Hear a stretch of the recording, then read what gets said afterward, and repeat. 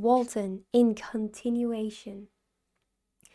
You have read this strange and terrific story, Margaret, and do you not feel your blood congeal with horror, like that which even now curdles mine? Sometimes, seized with sudden agony, he could not continue his tale. At others, his voice broken, yet piercing, uttered with difficulty the words so replete with anguish. His fine and lovely eyes were now lighted up with indignation, now subdued to downcast sorrow, and quenched in infinite wretchedness. Sometimes he commanded his countenance and tones, and related the most horrible incidents with a tranquil voice, suppressing every mark of agitation. Then, like a volcano bursting forth, his face would suddenly change to an expression of the wildest rage as he shrieked out imprecations on his persecutor.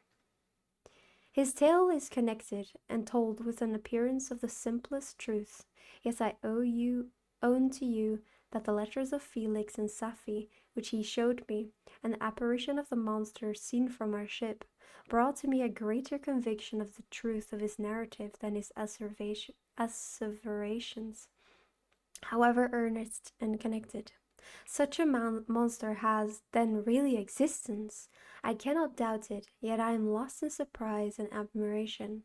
Sometimes I endeavor to gain from Frankenstein the particulars of his creature's formation, but on this point he was impenetrable. Are you mad, my friend? Said he. Or whither does your senseless curiosity lead you?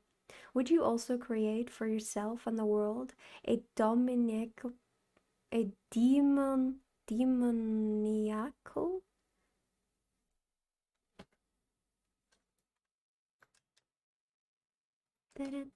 spaghetti? This song has been stuck in my head like all day. Demoniacal. Demoniacal. Demoniacal. And the world a demoniacal place. Peace, peace, demoniacal. Yes, she just told me. Peace, peace. Learn my miseries and do not seek to increase your own. Frankenstein discovered that I made notes concerning his history. He asked to see them. Have a nice lurk, Tom. Frankenstein discovered that I made notes concerning his history. I'm gonna go get food too. Okay, everyone have a nice lurk. Frankenstein discovered that I made notes concerning his history. He asked to see them, and then himself corrected and augmented them in many places, but principally in giving the life and spirit to the conversations he held with his enemy. Since you have preserved my narration, said he, I would not that a mutilated one should go down to posterity. Thus has a week passed away, while I have listened to the strangest tale that ever imagination formed. My thoughts and every feeling of my soul have been drunk up by the interest for my guest, which this tale and his own elevated, and gentle manners have created. I wish to soothe him, yet can I counsel one so infinitely miserable, so destitute of every hope of consolation to live? Oh no, the only joy that he can now know will be when he composes his shattered spirit to peace and death. Yet he enjoys one comfort, the offspring of solitude and delirium.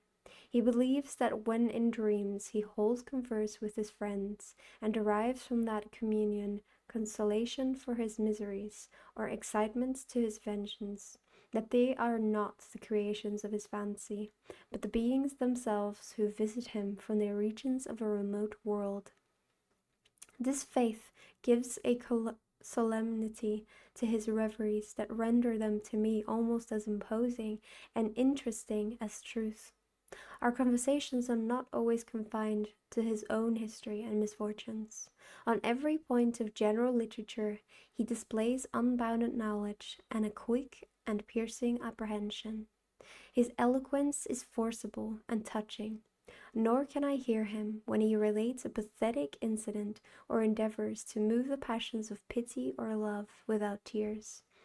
What a glorious creature must he have been in the days of his prosperity, when he is thus noble and godlike in ruin. He seems to feel his own worth and the greatness of his fall. When younger, said he, I believed myself destined for some great enterprise. My feelings are profound, but I possessed a coolness of judgment that fitted me for illustrious achievements. This sentiment of the worth of my nature supported me when others would have been oppressed, for I deemed it criminal to throw away in useless grief those talents that might be useful to my fellow creatures. When I reflected on the work I had completed, no less a one than the creation of a sensitive and rational animal, I could not rank myself with the herd of common projectors. But this thought, which supported me in the commencement of my career, now serves only to plunge me lower in the dust. All my speculations and hopes are as nothing, and like the archangel who inspired to omnipotence, I am chained in an eternal hell. My imagination was vivid, of yet my powers of analysis and application were intense. By the union of these qualities, I conceived the idea and executed the creation of a man. Even now I cannot recollect without passion my reveries while the work was incomplete. I trod heaven in my thoughts, now exulting in my powers, now burning with the idea of their effects. From my infancy I was imbued with high hopes and a lofty ambition. But how am I sunk, O my friend! If you had known me as I once was, you would not recognize me in this state of degradation. Despondency rarely visited my heart.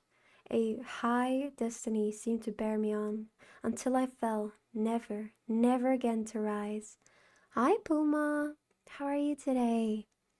I hope you're having a nice afternoon. Hello, hello. I'm starting it a bit earlier today, because, well, this is the last time I can, because I'm almost going back to work next week. So I thought, why not? Yes. So that's what we're doing. But I hope you're doing well. Must I then lose this admirable being? I have longed for a friend. I have sought one who would sympathize with and love me. Behold, on these desert seas I have found such a one, but I fear I have gained him only to know his value and lose him. I would reconcile him to life, but he repulses the idea. I am fine today, and how are you? I'm doing much better. I was pretty bad the last few days. I had like a huge dip. I was tired and everything, but I'm feeling much better today. It was a much better day today. Yes. I also bought a cactus that is now on my desk, and that's very exciting. But how come you're just fine? Are you just having a day, like a neutral day? Because that's fair. It's been very gloomy weather lately. I thank you, Walton, he said, for your kind intentions towards so miserable a wretch, but when you speak of new ties and fresh affections, think you that any can replace those who are gone? Can any man be to me as Clerval was, or any woman another Elizabeth? Even where the affections are not strongly moved by any superior excellence, the companions of our childhood always possess a certain power over our minds which hardly any later friend can obtain. They know our infantine dispositions, which, however they may be afterwards modified, are never eradicated, and they can judge of our actions with more certain conclusions as the integrity of our motives. A sister or a brother can never, unless indeed such symptoms have been shown early, suspect the other of fraud or false dealing, when another friend, however strongly he may be attached, may, in spite of himself, be contemplated with suspicion. But I enjoyed friends, dear not only through habit and association, but from their own merits. And wherever I am the soothing voice of my Elizabeth, and the conversation of Clerval will be ever whispered in my ear. They are dead, but one feeling in such a solitude can persuade me to preserve my life. If I were engaged in any high undertaking or design, fraught with extensive utility to my fellow creatures, then could I live to fulfill it. But such is not my destiny. I must pursue and destroy the being to whom I gave existence, that my lot on earth will. My beloved sister, I write to you, encompassed by peril, and ignorant whether I am ever doomed to see you again, dear England and the dear friends that I inhabited. I am surrounded by mountains of ice, which admit of no escape, and threaten every moment to crush my vessel. The brave fellows whom I have persuaded to be my companions look towards me for aid, but I have none to bestow. There is something terribly appalling in our situation. Yet my courage and hopes do not desert me. Yet it is terrible to reflect that the lives of all these men are endangered through me. If we are lost, my mad schemes are the cause. And what, Margaret, will be the state of your mind? Hi, Robbie, how are you today? Thank you for the follow. You will not hear of my destruction, and you will anxiously await my return. Years will pass, and you will have visitings of despair, and yet be tortured by hope. Oh, my beloved sister, the sickening failing of your heartfelt expectations is, in prospect, more terrible to me than my own death. But you have a husband and lovely children. You may be happy. Heaven bless you and make you so. My unfortunate guest regards me with the tenderest compassion. He endeavors to fill me with hope, and talks as if life were a possession which he valued. He reminds me how often the same accidents have happened to other navigators who have attempted the sea. And in spite of myself, he fills me with cheerful auguries. Even the sailors feel the power of his eloquence. When he speaks, they no longer despair. He rouses their energies, and while they hear his voice, they believe these vast mountains of ice are molehills which will vanish before the resolutions of man. These feelings are transitory. Transitory. Each day of expectation delayed fills them with fear, and I almost dread a mutiny caused by this despair. I'm gonna dig some holes while you read. Okay, have a nice hole digging session. September 5th. A scene has just passed of some uncommon interest, that although it is highly probable that these papers may never reach you, yet I cannot forbear recording it. We are still surrounded by mountains of ice, still in imminent danger of being crushed in their conflict. The cold is excessive, and many of my unfortunate comrades have already found a grave amid this scene of desolation. Frankenstein has daily declined in health. A feverish fire still glimmers in his eyes, but he is exhausted, and when suddenly roused to any exertion, he speedily sinks again into apparent lifelessness. I mentioned in my last letter the fears I entertained of a mutiny. This morning, as I sat watching the wan countenance of my friend, his eyes half closed and his limbs hanging listlessly, I was roused by half a dozen of the sailors, who demanded admission into the cabin. They entered, and their leader addressed me. They told me that he and his companions had been chosen by the other sailors to come in deputation to me, to make me a requisition which, in justice, I could not refuse. We were immured in ice, and should probably never escape, but they feared that if, as was possible, the ice should dissipate and a free passage be opened, I should be rash enough to continue my voyage and lead them into fresh dangers, after they might happily have surmounted this. They insisted, therefore, that I should engage with a solemn promise that if the vessel should be freed, I would instantly direct my course southwards. This speech troubled me. I had not despaired, nor had I conceive the idea of returning if set free. Yet could I, in justice or even impossibility, refuse his demand? I hesitated before I answered, when Frankenstein, who at first had been silent, and indeed apparently hardly to have force enough to attend, now roused himself. His eyes sparkled, and his cheeks flushed with momentary vigor. Turning towards the men, he said, "What do you mean?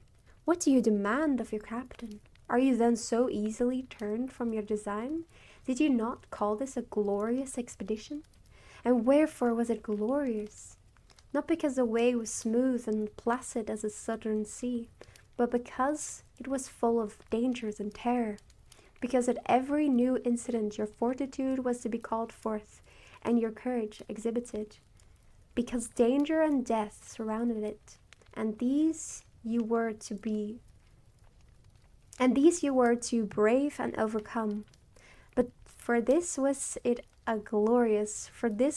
an honorable understanding. You were hereafter to be hailed as the benefactors of your species, your names adored as belonging to brave men who encountered death for honor and the benefit of mankind. And now, behold, with the first imagination of danger, or if you will, the first mighty and terrific trial of your courage. I cannot read. Oh my God. You shrink away and are content to be handed down as men who had not strength enough to endure cold and peril, and so, poor souls, they were chilly and returned to their warm firesides. Why, that requires not this preparation. Ye need not have come thus far, and dragged your captain to the shame of a defeat merely to prove yourselves cowards. Oh, be men, or be more than men. Be steady to your purposes, and firm as a rock. This ice is not made of such stuff as your hearts may be. It is mutable and cannot withstand you if you say that it shall not. Do not return to your families with the stigma of disgrace marked on your brows. Return as heroes who have fought and conquered, and who know not what it is to turn their backs on their foe." He spoke this with a voice so modulated to the different feelings expressed in his speech, with an eye so full of lofty designs and heroism, that can you wonder that these men were moved? They looked at one another and were unable to reply. I spoke. I told them to retire and consider of what had been said, that I would not lead them further north if they strenuously desired the contrary, but that I hoped that with reflection their courage would return. They retired, and I turned towards my friend, but he was sunk in languor and almost deprived of life. How all this will terminate, I know not, but I had rather die than return shamefully, my purpose unfulfilled. Yet I fear such will be my fate. The men, unsupported by ideas of glory and honor, can never willingly continue to endure their present hardships. September 7th. The die is cast. I have consented to return if we are not destroyed. Thus are my hopes blasted by cowardice and indecision. I come back ignorant and disappointed. It requires more philosophy than I possess to bear this injustice with patience. September 12th. It is past. I am returning to England. I have lost my hopes of utility and glory. I have lost my friend, but I will endeavor to detail these bitter circumstances to you, my dear sister. And while I am wafted towards England and towards you, I will not despond. September 9th. The ice began to move, and roarings like thunder were heard at a distance, as the island split and cracked in every direction. We were in the most imminent peril, but as we could only remain passive, my chief attention was occupied by my unfortunate guest, whose illness increased in such a degree that he was entirely confined to his bed. The ice cracked behind us and was driving with force towards the north. A breeze sprang from the west, and on the 11th, oh my god, what? Huh? The 11th, the passage towards the south became perfectly free. When the sailors saw this, and that their return to their native country was apparently assured, a shout of tumultuous joy broke from them, loud and long continued. Frankenstein, who was dozing, awoke and asked the cause of the tumult. They shout, I said, because they will soon return to England. I hope you're having a good time, Soy. How are you, by the way? I didn't actually ask you. You kind of just came in and we started the conversation. But how are you today? How's your work? I hope you're not too bad.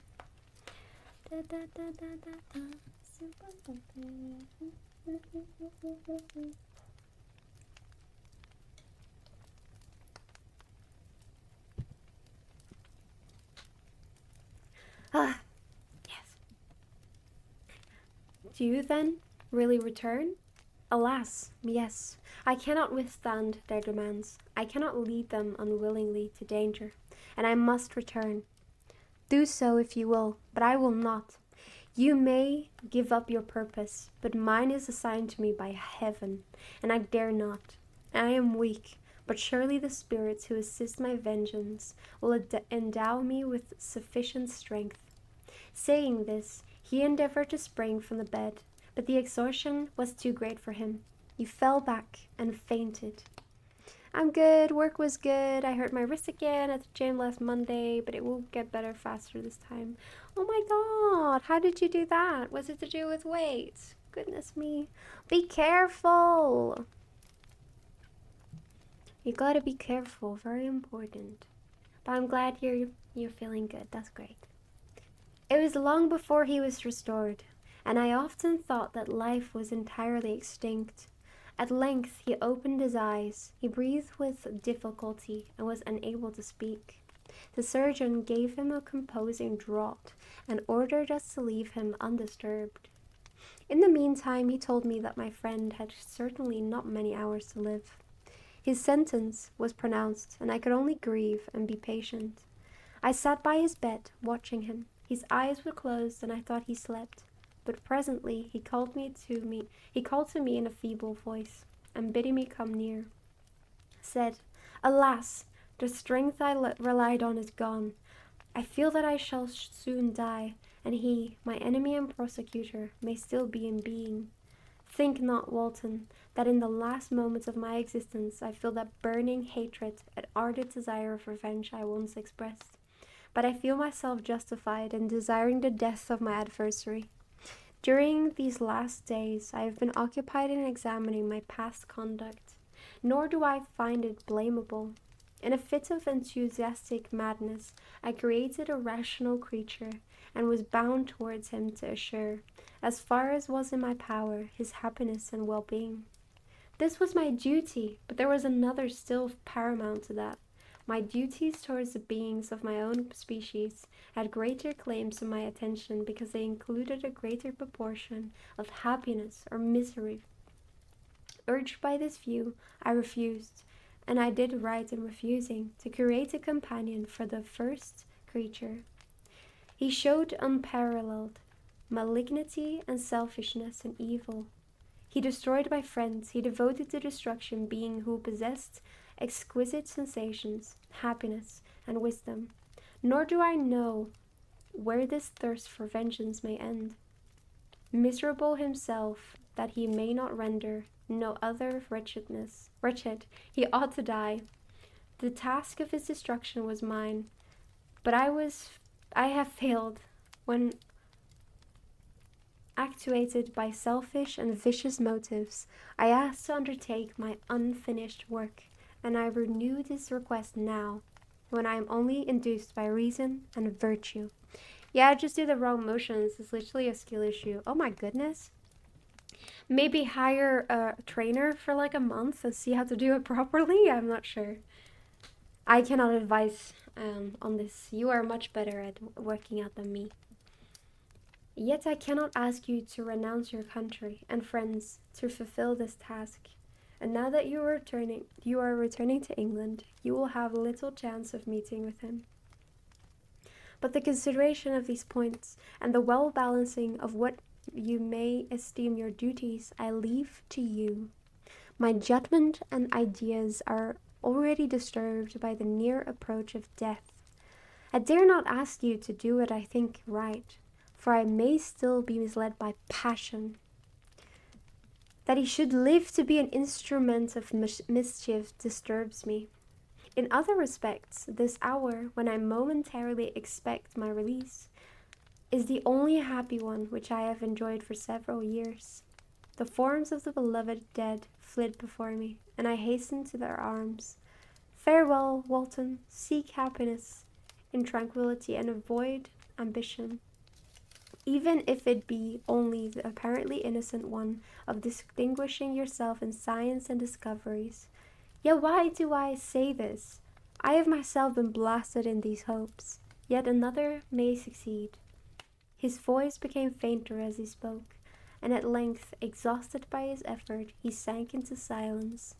About half an hour afterwards, he attempted again to speak, but was unable. He pressed my hand feebly, and his eyes closed forever, while the irradiation of a gentle smile passed away from his lips.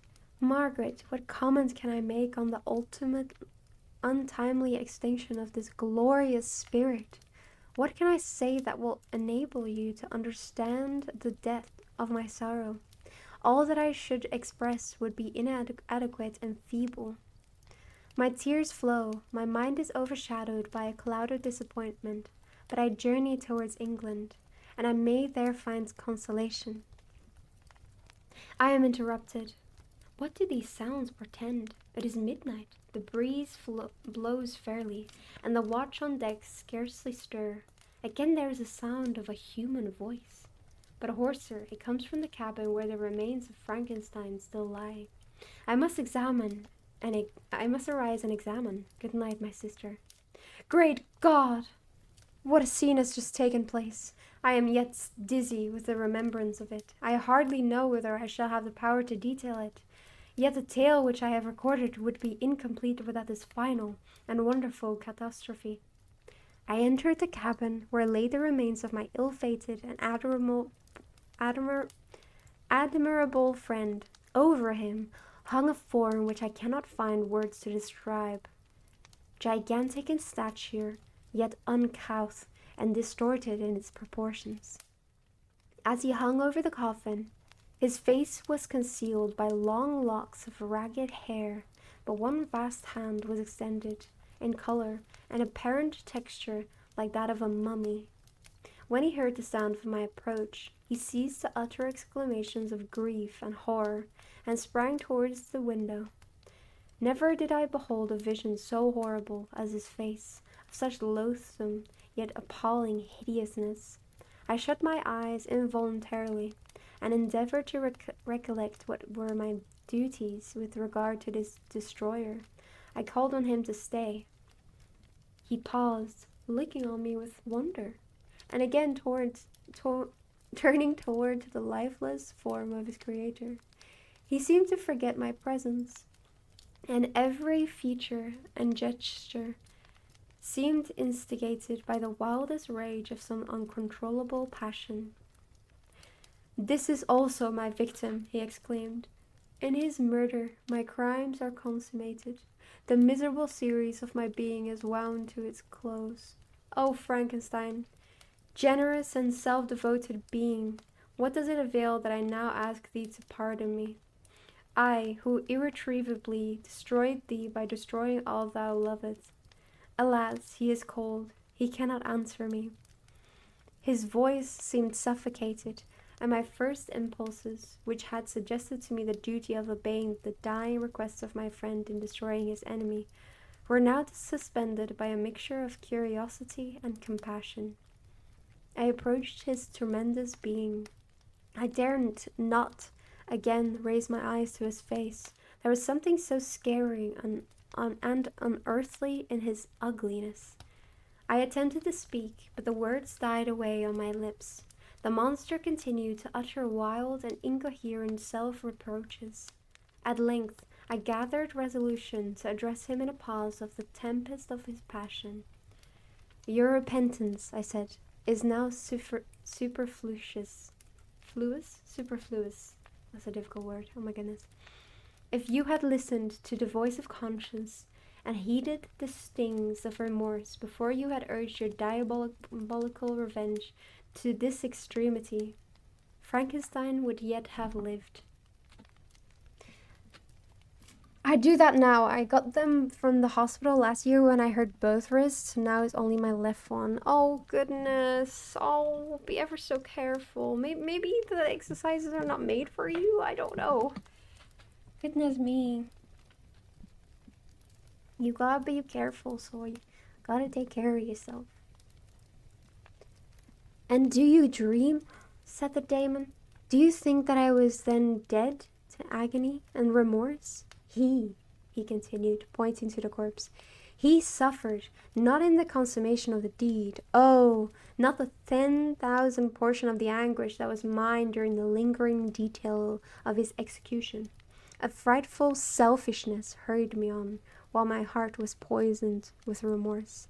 Think you that the groans of chlorophyll were music to my ears? The heart was fashioned to be susceptible of love and sympathy, and when wrenched by misery to vice and hatred, it did not endure the violence of the change without torture such as you cannot even imagine. After the murder of Chlorophyll, I returned to Switzerland heartbroken and overcome. I pitied Frankenstein. My pity amounted to horror. I abhorred myself. But when I discovered that he, the author at once of my existence and of its unspeakable torments, dared to hope for happiness, that while he accumulated wretchedness and despair upon me, he sought his own enjoyment in feelings and passions from the indulgence of which I was forever barred, then impotent envy and bitter indignation filled me with an insatiable thirst for vengeance. I recollected my threat. I resolved that it should be accomplished. I knew that I was preparing for myself a deadly torture, but I was a slave, not the master, of an impulse which I detested yet could not disobey. Yet when she died, nay, then I was not miserable. I had cast off all feelings, subdued all anguish, to riot in the excess of my despair. Evil thenceforth became my good. Urged thus far, I had no choice but to adapt my nature to an element which I had willingly chosen. The completion of my demoniacal design became an insatiable passion, and now it is ended. There is my last victim. I was at first touched by the expressions of his misery, yet when I called to mind what Frankenstein had said of his powers of eloquence and persuasion, and when I again cast my eyes on the lifeless form of my friend, indignation was rekindled within me. Wretch, I said, it is well that you come here to whine over the desolation that you have made. You throw a torch into a pile of buildings, and when they are consumed, you sit among the ruins and lament the fall. Hypocritical fiend! If he whom you mourn still lived, still would he be the object, again would he become the prey of your accursed vengeance. It is not pity that you feel. You lament only because a victim of your malignity is withdrawn from your power. Oh, it is not thus. It is not thus, interrupted the being, yet such must be the impression conveyed to you by what appears to be the purport of my actions. Yet I seek not a fellow feeling in my misery. No sympathy may I ever find. When I first sought it, it was the love of virtue, the feeling of happiness, and an affection with which my whole was being overflowed, that I wished to be participated. But now that virtue has become to me a shadow, and that happiness and affection are returned in bitter and loathing despair. In what should I seek for sympathy? I am content to suffer alone, while my sufferings shall endure. When I die, I am well satisfied that abhorrence and opprobrium should load my memory. Once my fancy was soothed with dreams of virtue, of fame, and of enjoyment. Once I falsely hoped to meet my beings who, pardoning my outer form, would love me for the excellent qualities which I was capable of unfolding. I was nourished with high thoughts of honor and devotion, but now crime has degraded me beneath the meanest animal. No guilt, no mischief, no malignity, no misery can be found comparable to mine. When I run over the frightful catalogue of my sins, I cannot believe that I am the same creature whose thoughts were once filled with sublime and transcendent visions of beauty and the majesty of goodness. But it is even so. The fallen angel becomes a malignant devil, yet even that enemy of God and man had friends and associates in his dissolution. I am alone. You, who call Frankenstein your friend, seem to have a knowledge of my crimes and his misfortunes, but in detail which he gave you of them he could not sum up the hours and months of misery which I endured, wasting in impotent passions. For while I destroyed his hopes, I did not satisfy my own desires. They were forever ardent and craving. Still I desired love and fellowship, and I was still spurned. Was there no injustice in this? Am I to be thought the only criminal, when all mankind sinned against me? Why do you not hate Felix, who drove his friend from his door with contumely? Why do you not execrate the rustic who sought to destroy the Saviour of his child? Nay, these are virtuous and immaculate beings. I, the miserable and abandoned, am an abortion to be spurned at and caked and trampled on. Even now my blood boils at the recollection of this injustice. But it is true that I am a wretch, and I have murdered the lovely and the helpless. I have strangled the innocent as they slept, and grasped to death his throat, who never injured me or any other living thing. I have devoted my Creator, the select specimen of all that is worthy of love and admiration among men, to misery. I have pursued him even to that irremediable ruin. There he lies, white and cold in death. You hate me, but your abhorrence cannot equal that with which I regard myself. I look on the hands which executed the deed. I think on the heart in which the imagination of it was conceived, and long for the moment when these hands will meet my eyes, when that imagination will haunt my thoughts no more. Fear not that I shall be the instrument of future mischief. My work is nearly complete. Neither yours nor any man's death is needed to consummate the series of my being, and accomplish that which must be done, but it requires my own. Do not think that I shall be slow to perform this sacrifice. I shall quit your vessel on the ice raft which brought me thither, and shall seek the most northern extremity of the globe. I shall collect my funeral pile and consume to ashes this miserable frame, that its remains may afford no light to any curious and unhallowed frame, that its remains may afford no light to any curious and unhallowed wretch who would create such another as I have been. I shall die. I shall no longer feel the agonies which now consume me, or be the prey of feelings unsatisfied, yet unquenched. He is dead who called me into being, and when I shall be no more, the very remembrance of us both will speedily vanish. I shall no longer see the sun or stars, or feel the winds play on my cheeks. Light, feeling, and sense will pass away, and in this condition must I find my happiness. Some years ago, when the images which this world affords first opened up upon me, when I felt the cheering warmth of summer and heard the rustling of the leaves and the warbling of the birds, and these were all to me, I should have wept to die. Now it is my only consolation. Polluted by crimes and torn by the bitterest remorse, where can I find rest in death? But in death. Farewell, I shall leave you, and in you the last of humankind, whom these eyes will ever behold. Farewell, Frankenstein.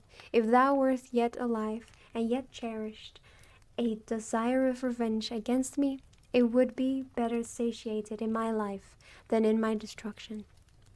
But it was not so. Thou didn't seek my extinction, that I might not cause greater wretchedness, and if yet, in some mode unknown to me, thou hadst not ceased to think and feel, thou wouldst not desire against me a vengeance greater than that which I feel. Blasted as thou wert, my agony was still superior to thine. For the bitter sting of remorse will not cease to rankle in my wounds, until death shall close them forever. But soon, he cried with sad and solemn enthusiasm, I shall die, and what I now feel be no longer felt. Soon these burning miseries will be extinct. I shall ascend my funeral pile triumphantly, and exult in agony of the torturing flames. The light of that conflagration will fade away. My ashes will be swept into the sea by the winds. My spirit will sleep in peace, or if it thinks, it will not surely think thus. Farewell. He sprang from the cabin window as he said this, upon the ice raft which lay close to the vessel. He was soon borne away by the waves, and lost in darkness and distance. Goodness me, oh my goodness. It's over. I've read all of it. It was a good book, but it is also very, different than the movies I've watched. This is so not the story that I thought it was, which is, very interesting. It has been done, hooray!